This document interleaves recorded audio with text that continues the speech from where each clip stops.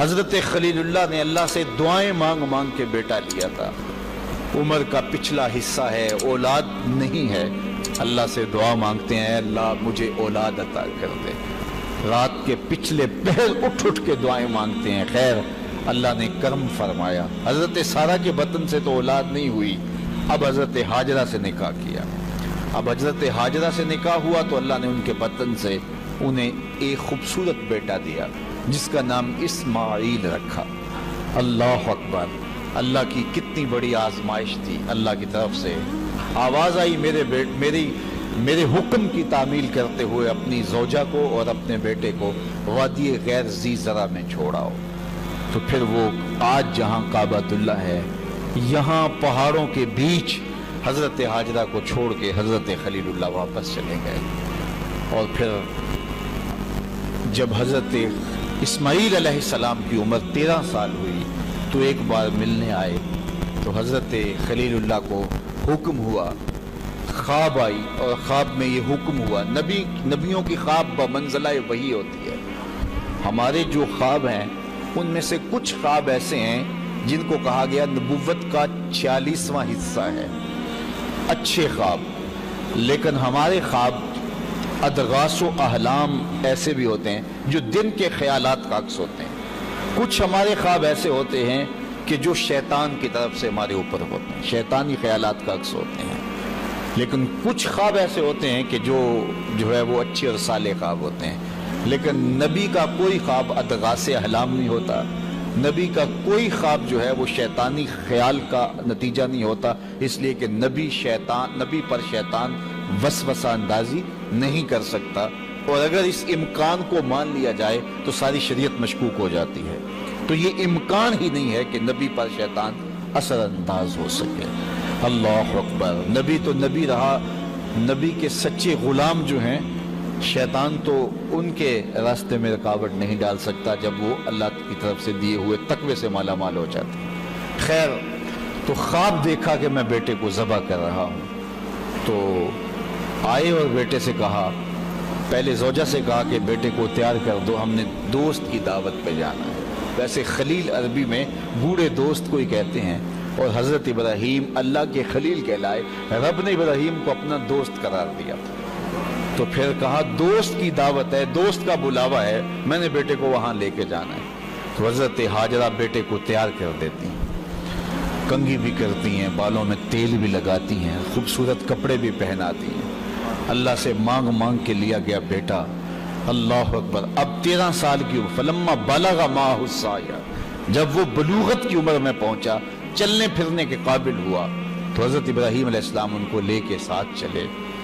اور راستے میں جب یہ منظر دیکھا کہ باپ بیٹے کو اللہ کی رضا کے لیے ذبح کرنے جا رہے تو شیطان کے تن بدن میں آگ لگ گئی. قیامت تک یہ نقشہ دنیا دیکھے گی. کیا منظر ہوگا خدا کی رضا کے لیے یوں بھی اظہار کیا جاتا ہے. تو وہ حضرت ابراہیم علیہ السلام کے پاس آیا. ابراہیم، ایک خواب کے سہارے بیٹے کو ذبح کرنے جا رہے ہو، اللہ کو راضی کرنے کے اور تھوڑے طریقے ہیں.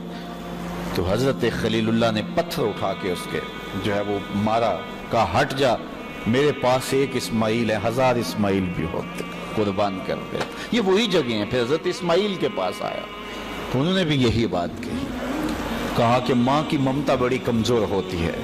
تو حضرت ہاجرہ کے پاس آ گیا، کہا کہ شہزادہ کدھر ہے؟ کہا دوست کی دعوت پہ ان کا باپ لے کے گیا ہے. کہا نہیں، دوست کی دعوت نہیں ہے، وہ تو ان کو ذبح کرنے لے جا رہا ہے. کہا کوئی سوچ کے بات کر، دعائیں مانگ مانگ کے لیا رب سے، اپنے ہاتھوں سے ذبح کر دے گا؟ دنیا کی تاریخ میں ایسا کبھی ہوا نہیں کسی باپ نے اپنے بیٹے کو ذبح کیا ہو اور بیٹا نافرمان ہو، تب بھی کبھی ایسا نہیں ہوا.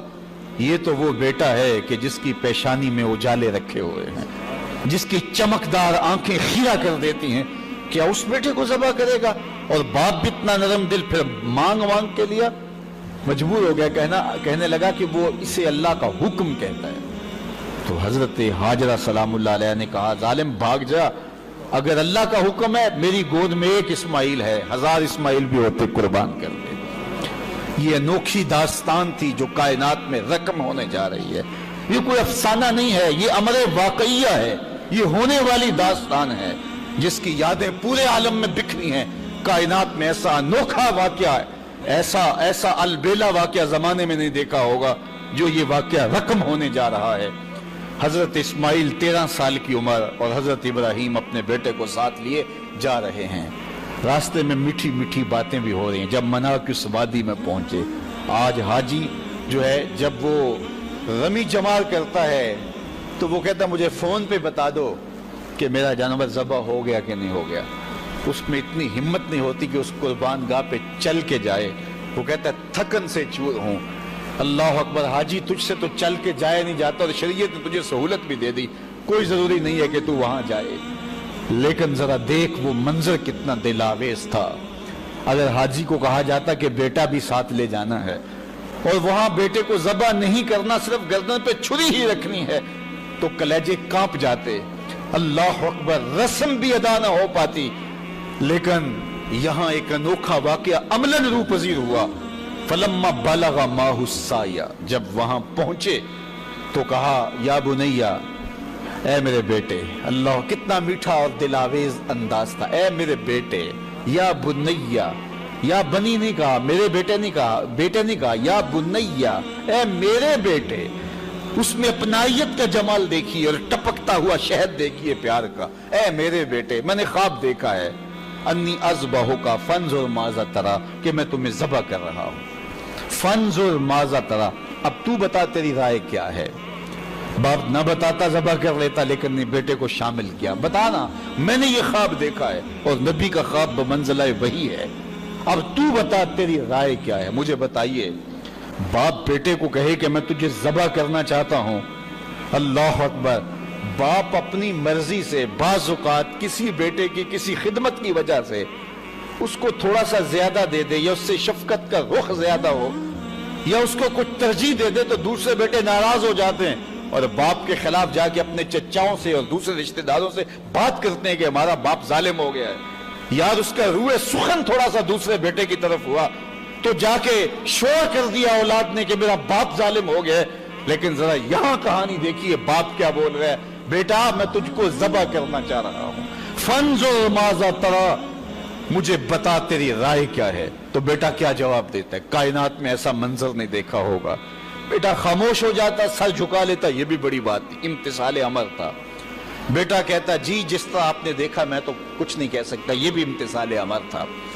بیٹا کہتا ٹھیک ہے آپ کر لیجیے جو آپ نے کرنا ہے.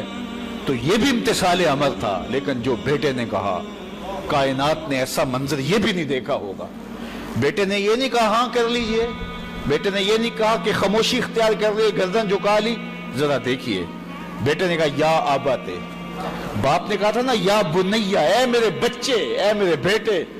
تو جب یہ بات سن لی کہ میں تجھے ذبح کرنا چاہتا ہوں تو بیٹے کا لہجہ تبدیل نہیں ہوا. اللہ اکبر. آج بیٹا ہو تو کہے باپ ہو صفاق ہو، لیکن اس کے باوجود لہجہ کہ یا آباتے، اے میرے ابو. ذرا اس سے شہد ٹپکتا ہوا دیکھیے اور اس سے خدمت گاری کا جذبہ دیکھیے. یا آباتے، اے میرے ابو. آگے کیا ہے؟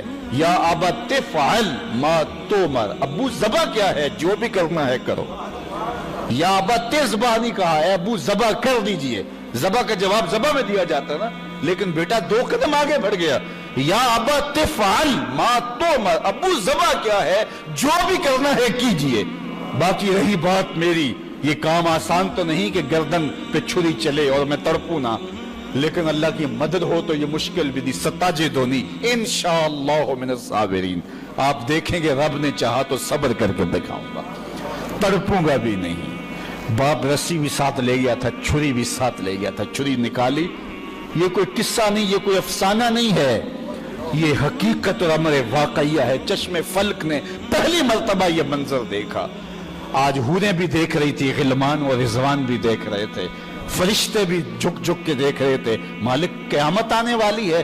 کہا تمہیں بتانا چاہتا ہوں، تم کہتے تھے انسان کو خلیفہ بنا رہے، سجدے تو ہم کرتے ہیں، عبادتیں تو ہم کرتے ہیں، یہ تو لڑائی کرے گا، دھینگا مشتی کرے گا. اب دیکھو میرے بندے کی ادا کو، میرے بندے کی اطاعت اور فرما برداری کے رنگ بھی دیکھو.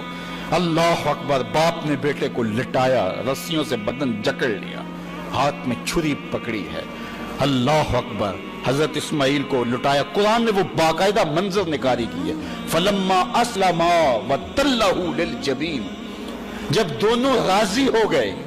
کس بات پہ راضی ہو گئے؟ کہ فلاں نمبر کی گاڑی خرید لیں، فلاں کوٹھی اور فلاں بنگلہ خرید لیں؟ نہیں، دونوں راضی ہو گئے۔ باپ ذبح کرنے پہ راضی ہو گیا اور بیٹا ذبح ہونے پہ راضی ہو گیا۔ اسلام اسے کہتے ہیں فلما اسلما، یہاں لفظ جب دونوں نے رضا کر لی، طے کر لیا، دونوں نے سر چکا لیا۔ الاسلام گردن نہادن، اسلام کا معنی ہے گردن رکھ دینا۔ تو دونوں نے جب گردنیں رکھ دی اللہ کے حکم پر، باپ ذبح کرنے پہ تیار ہو گیا اور بیٹا ذبح ہونے پہ تیار ہو گیا۔ سینے میں دل رکھنے والے ہو، بیٹے کا ذبح کے لیے تیار ہو جانا چھوٹی بات نہیں تھی، لیکن باپ کا اپنے ہاتھوں سے بیٹے کو ذبح کرنا یہ اس سے بھی بڑی بات تھی۔ یہ تماشائے لبے بام نہیں تھا، لیکن آج زمانہ اس منظر کو دیکھ رہا ہے۔ منا کے سیاہ پہاڑوں میں یہ کہانی رقم ہونے جا رہی ہے۔ باپ نے ہاتھ میں چھری پکڑی اور بیٹے کو لٹایا۔ قرآن بتاتا ہے فلما اسلما، جب دونوں راضی ہو گئے، وتلہ للجبین، اور باپ نے بیٹے کو پیشانی کے بل لٹایا۔ اس پر مفسرین نے دو باتیں کی ہیں۔ للجبین کا معنی کیا ہے کہ پیشانی کے بل لٹایا، پیچھے سے ذبح کرنا چاہ رہے تھے، اور دوسرا یہ ہے کہ جس طرح جانور کو ذبح کیا جاتا ہے تو اس کی گردن کو بل دے کر کے ماتھا زمین پہ لگایا جاتا ہے کہ رگیں تن جائیں اور گردن کھل جائے تاکہ ذبح کرنے میں آسانی ہو۔ تو کہا کہ گردن کو جو ہے وہ کشادہ کرنے کے لیے آپ کا نازک گلا گھما کر کے پیشانی پہاڑ پتھر کے ساتھ لگائی اور رگیں تن گئی، پورا بدن جکڑا تھا رسیوں سے، اور حضرت ابراہیم نے خود بھی پٹی باندھی تھی کہ یہ منظر اتنا آسان تو نہیں ہے۔ اللہ اکبر۔ اچانک حضرت اسماعیل نے کہا ابا جان میری رسیاں کھول دو۔ بیٹا کیا ہوا؟ کہا کھول دو رسیاں۔ بیٹا ابھی تو کہہ رہے تھے یا ابت افعل ما تؤمر، جو کرنا ہے کیجئے، اب کیا بول رہے ہو؟ کہا کل کا مورخ لکھے گا باپ ذبح کرنا چاہتا تھا، بیٹا ذبح ہونا نہیں چاہتا تھا، باپ نے باندھ کے کیا ہے، کھول دو رسیاں، نہیں تڑپوں گا۔ رسیاں کھول دی گئیں۔ حضرت ابراہیم نے ہاتھ میں چھری پکڑی ہے لیکن پٹی برابر بندھی ہے۔ بیٹے فلما اسلما وتلہ للجبین، اللہ اکبر، تو پوری قوت کے ساتھ چھری کو نازک ریشم جیسی گردن پہ رکھا۔ ابراہیم تیرے حوصلے پہ قربان، اسماعیل تیری فرما برداری پہ قربان۔ اقبال بولے یہ فیضان نظر تھا یا کہ مکتب کی کرامت تھی، سکھائے کس نے اسماعیل کو آداب فرزند۔ بیٹا لیٹا ہے، رسیاں بھی کھلی ہیں، تڑپتا بھی نہیں ہے، آہو فغاں بھی نہیں کرتا، آنکھوں میں آنسو بھی نہیں ہے۔ باپ نے ہاتھ میں چھری پکڑی ہے، بیٹے کی نازک ریشم جیسی گردن پہ رکھی اور پوری قوت سے چھری کو دبا دیا، لیکن ہوا کیا کہ ایک بال بھی نہیں کٹا۔ چھری کو پاس پڑے پتھر پہ مارا، لکڑی پڑی تھی، پتھر پڑا تھا، مارا، وہ کٹ گیا۔ لما تقطعی یا سکین، اے سکین ہے چھری تو کیوں نہیں کاٹتی؟ اللہ اکبر۔ چھری نے زبان حال سے آواز دی ابراہیم الخلیل یامرنی والجلیل ینہانی، خلیل مجھے ایک بار کاٹنے کا کہتا ہے، وہ خلیل، وہ کبیر، وہ رب، وہ جلیل 70 بار کہتا ہے، خبردار ایک بال بھی کاٹا۔ کہا تیرا کام تو کاٹنا تھا۔ چھری بولی آگ کا کام بھی تو جلانا تھا، جس نے آگ کو جلانے سے روکا آج اس نے مجھے کاٹنے سے روک دیا۔ سمجھے اس سے یہ بھی تو نتیجہ نکل سکتا ہے چلو جان چھوٹی، میرا قصور تو نہیں تھا، لیکن اللہ کے حکم کو پورا کرنے کا جذبہ تھا۔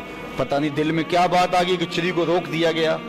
پھر استغفار پڑا اور چھری تیز کی اور گردن پہ رکھ کے پورا زور لگا دیا، گردن کٹ گئی، خون بہنے لگا۔ خوش ہو گئے کہ بڑا کام تھا کر گزرا۔ جلدی جلدی پٹی کھولی تو دیکھا ذبح ہونے والا بیٹا نہیں دمبا تھا۔ اللہ اکبر۔ دمبا پڑا تھا اور بیٹا پاس کھڑا مسکرا رہا تھا۔ تو حضرت خلیل کی زبان سے بے ساختہ نکلا اللہ اکبر۔ تو حضرت اسماعیل بولے لا الہ الا اللہ واللہ اکبر۔ پاس جبریل کھڑے تھے، کہا اللہ اکبر وللہ الحمد۔ آواز آئی فلما اسلما وتلہ للجبین ونادیناہ ان یا ابراہیم قد صدقت الرؤیا انا کذالک نجزی المحسنین۔ آواز آئی ابراہیم تو نے واقعی خواب پورا کر دکھایا، تو نے تو اپنے گمان میں بیٹے کی گردن پہ چھری چلائی، لیکن یہ ہم نے اس وقفے میں دھمبا رکھ دیا، تم نے واقعی خواب پورا کر دکھا۔ وفدیناہ بذبح عظیم، ہم نے ان کے جو ہے بدلے میں ایک دمبا دے دیا اور ہم نے اس کو پچھلوں کے لیے سنت رکھ دیا۔ آج منا کی وادی میں حاجی وہاں جا کے دمبے کی گردن پہ چھری پھیر رہا ہوتا ہے، وہ یادگار آج اس مذبح پہ، آج اس منسک پہ جہاں بیٹے کی قربانی کے لیے حضرت خلیل چھری ہاتھ میں لیے کھڑے تھے، آج 40 لاکھ جانور قربان ہو رہے ہیں اور پوری دنیا کے اوپر قربانیاں ہو رہی ہیں۔ اللہ اکبر، وہاں آواز آتی ہے سلام علی ابراہیم، اے ابراہیم تیرے اوپر سلام۔